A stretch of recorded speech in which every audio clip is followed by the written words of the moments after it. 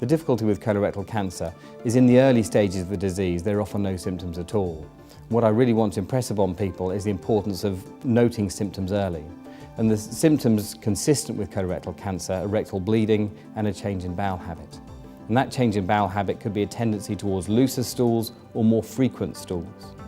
A change in bowel habit towards constipation is not a good indicator of colorectal cancer.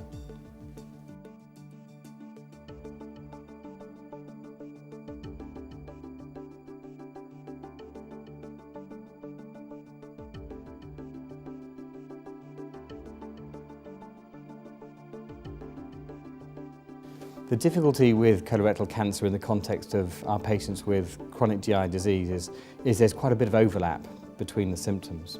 A lot of patients suffer from irritable bowel symptoms which can either be diarrhea or constipation predominant. And of course diarrhea, either a looser stool or more frequent stool, is one of the early symptoms of colorectal cancer.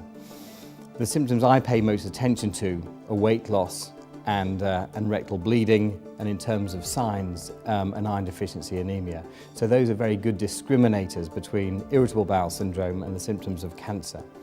Other patients with inflammatory bowel disease can be harder, but these patients in general are under screening by their local hospital and should be getting regular colonoscopies as part of their surveillance process.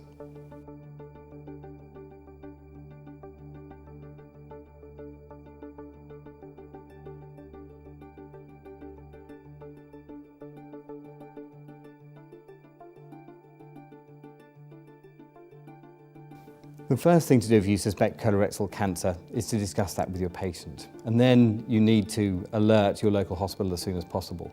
And this should be done as part of the 2-week wait lower GI suspected cancer pathway.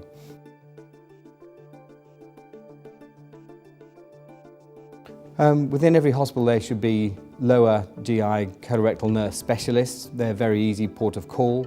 Within a lot of hospitals we have GI registrars who are on call both 9 to 5, but also in evenings and weekends, which are very useful points of advice.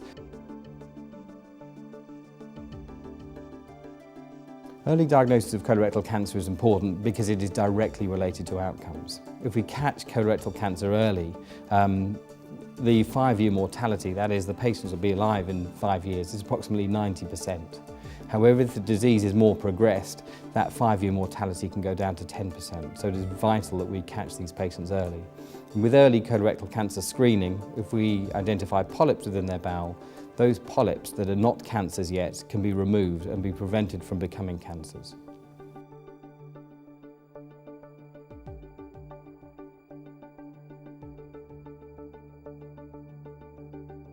Colorectal cancer is an issue for London, but it's an issue for everywhere. It's an issue worldwide.